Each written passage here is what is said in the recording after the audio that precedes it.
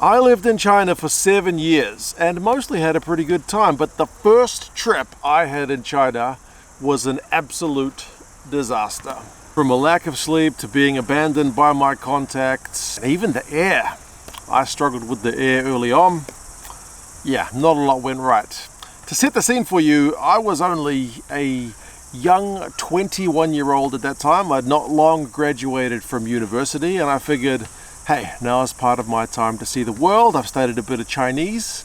Why not get abroad and see what China is really all about firsthand? So we're talking 2005, from the point I record this video, literally 20 years ago. I was a very different person back then, with longer hair, and I didn't have a smartphone because smartphones didn't exist back then.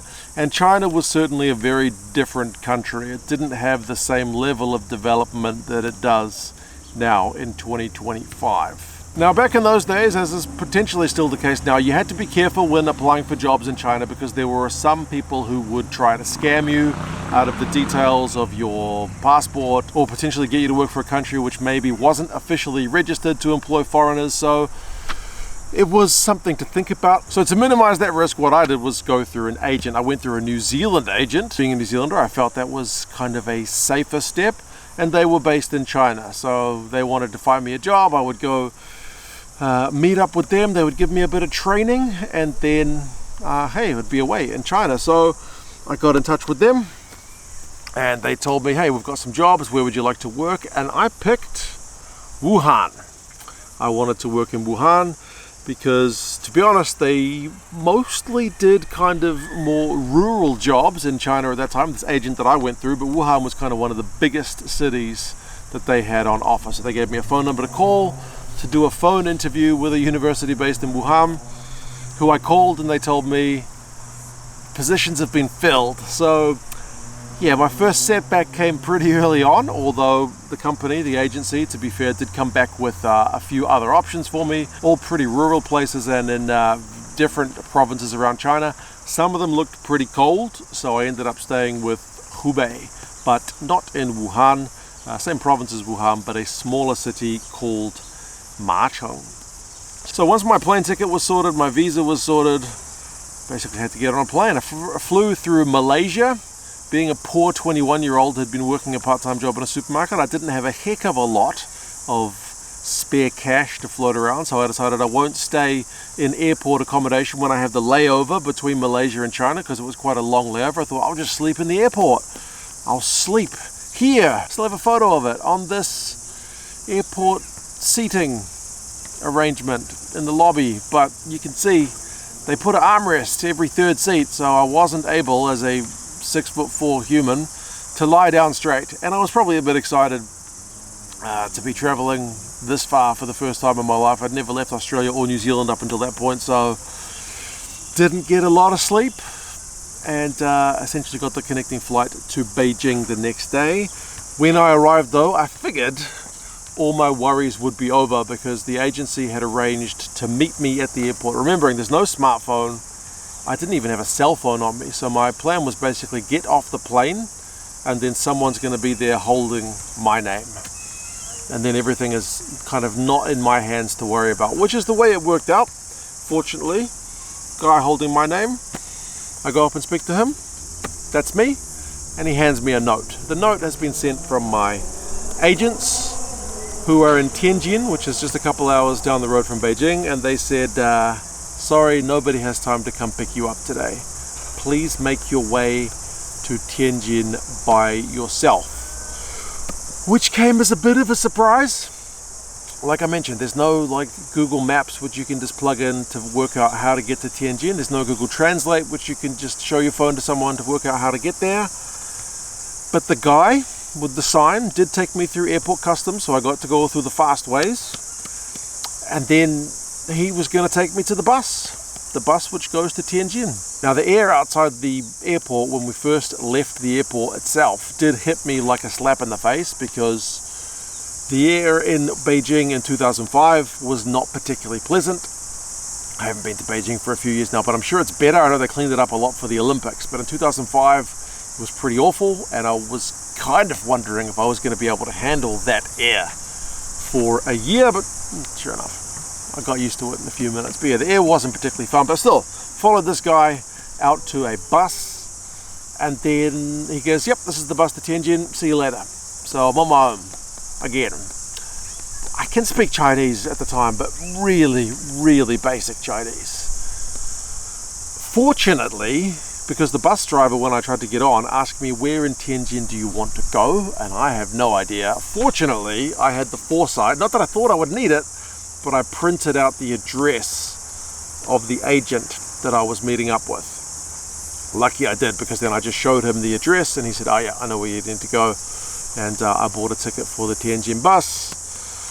So I got on, and I got to sit on that thing for a couple of hours and just pray to God that my agent would be waiting for me when I got off the bus. Because as I said, no phone, no way of contacting her, no access to a computer, just in a foreign country, 21 years old, first time really properly abroad. Thankfully, she was there. Sue was waiting for me when I got off the bus. She took me in a taxi to have some food. I must have stunk to high heaven because I hadn't had a shower in over 24 hours and I'd been sweating buckets because it was really hot in late August in Beijing and Tianjin. But yes, she took me around Tianjin briefly. I was still amazed by the busyness of the streets and the height of the buildings. And again, when I look at these old videos that I took then, thinking, wow, that was so big and amazing, I don't even know what I was taking a video of now on my potato quality digital camera. But I was amazed by something back then because it was just so much bigger than New Zealand, so much bigger and so much busier. She showed me to my hotel, which I was amazed. I thought it was the fanciest hotel I'd ever been in, because I think up until that point I'd probably only been in Kiwi or Aussie motels, but I was in a proper hotel. I even have a video of myself from 2005 saying, I'm in a fancy hotel. Fancy hotel, I'm in a fancy hotel. Now in hindsight, when I go back to look at these pictures, I was just in a hotel. Like, there's nothing particularly fancy about those beds, and the view out of the room is nothing particularly grandiose, and you can see the air is not particularly pleasant. So I wasn't in a fancy hotel, but I was in a hotel. I got to have a good sleep. I shared the room with an American guy who was also going to be teaching in China. He'd arranged his visa through the same agency as me. Guess where he was going? He was going to Wuhan. He took that job that I wanted, old Ben, who informed me that I snored like a demon the first night. I think I was just exceptionally tired because I didn't snore the second night, he tells me. But yes, I met Ben. He was a nice chap. We shared the room. We did a bit of training, which was not particularly in-depth given that it was one day. We went out for a dinner together, had a couple of drinks, and then one more night in the hotel, next day on the train to Wuhan. So if you've ever seen videos of China before, you will know they have this fancy high-speed rail network, really affordable and very fast. In 2005 they didn't have a rail network like that. They had the slow trains. So me and Ben got on a sleeper train from Beijing to Wuhan. We would arrive in Wuhan the next morning. He would be picked up by his contacts from his university, and I would be picked up by my Macheng contacts, because Macheng, being a couple hours drive from Wuhan, was the kind of closest big station to be picked up at. So me and Ben get on the train. We have a bit of a laugh about how small these sleeping beds are, because there wasn't a heck of a lot of space. But hey, we're on the train, we're having a laugh, wake up the next morning, we're in Wuhan, let's meet our contacts. We have a look around for about 30 seconds as we get out of the train station. Ben finds his people almost immediately, within 30 seconds. My people are nowhere to be seen. So once again, I'm feeling rather abandoned, but Sue from my agency did tell me, hey, if Ben finds his people and you don't find your people, just go with Ben to his uni. So I did that. I don't remember what the reaction was of Ben's uni contacts as they drove us, both of us. They weren't expecting to pick up two dudes to go to his uni, but sure enough, pick me up as well, take me to the university with Ben. I get to check out his apartment, which looks nice. I was kind of feeling a bit of envy because I wanted that job. And then a couple of phone calls later from the landline in the dorm room that he was staying in tells me that the Macheng people are about an hour away. I go downstairs and wait for them. I wait for over an hour. Eventually I get picked up by the driver from the Macheng school and my new boss, Mrs. Liu, who was a lovely lady She's one of the English teachers at the school I was going to teach at, a high school. Although the first thing she did was kind of complain that she had to come all this way to pick me up because the train station would have been a closer spot for me to wait. And also the train does actually stop in Macheng if I had wanted to go directly to Macheng. But I can see why my agent didn't want to send me to Macheng because the Wuhan train, the last stop was Wuhan. You can't muck it up. But it's potential I could have stayed on the train too long if I'd been trying to go to Macheng directly. But anyway, I get picked up. They have a little whinge about how far they've had to travel to get me, but hey, we drive to Macheng. It takes hours to get out of Wuhan itself because Wuhan's a big city. At that time, I think it had 8 million people. The traffic was pretty horrendous getting out. I have a photo of that traffic. It doesn't seem that bad when I look at it now, but at the time, I seem to remember thinking that was really awful traffic. But yes, it did take us a long time to get out of Wuhan. And once we were between Wuhan and Macheng, we stopped for lunch, which they paid for, which was nice. Although after lunch, apparently the driver, because it was midday by this point, was getting a bit sleepy.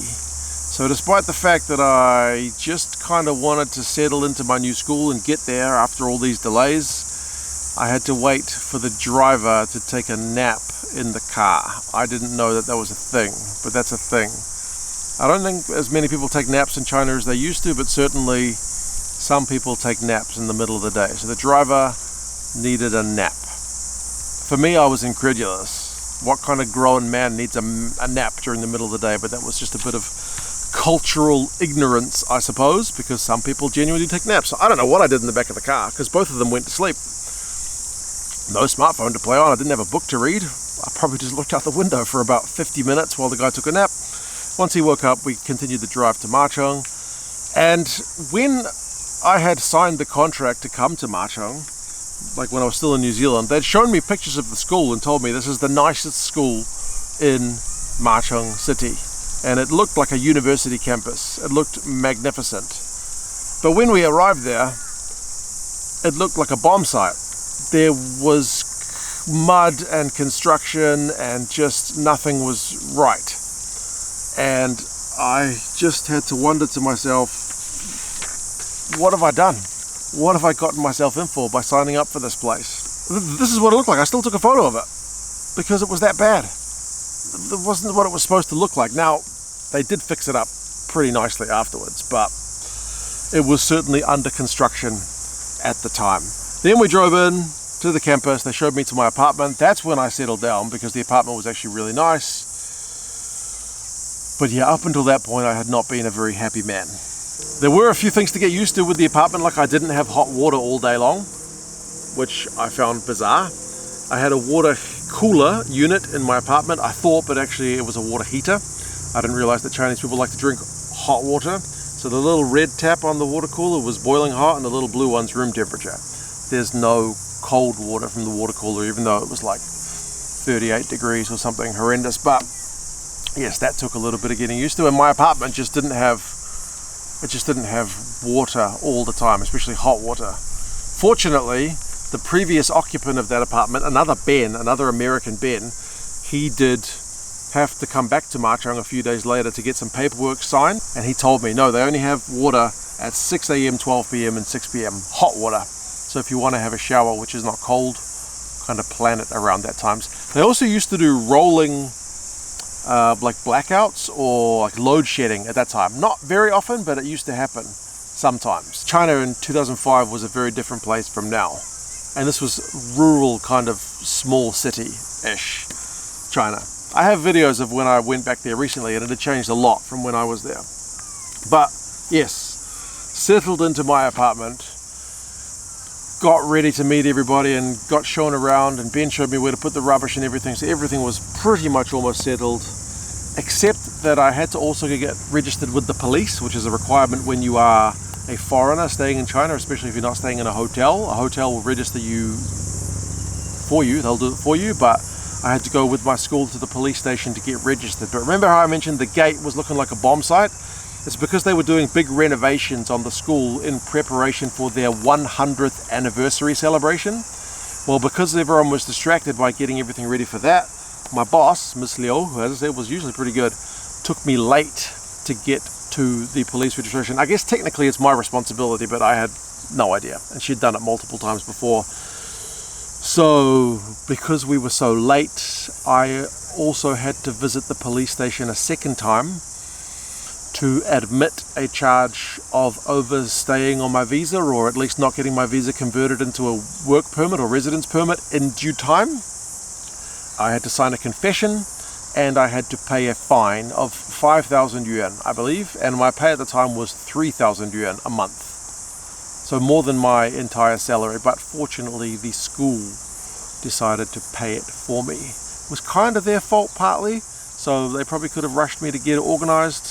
So I guess I was pretty lucky they paid it, but yes. Nobody was there waiting for me on arrival. The air was horrible. I got fined by the police and had to sign a confession. The school was in a bad state of affairs. So it wasn't the most smooth kind of welcome to China. But I ended up going back and staying 7 years, so obviously it was pretty good overall. So yeah, my first trip to China was a bit of a disaster, but it was the start of an adventure which ended up changing my life.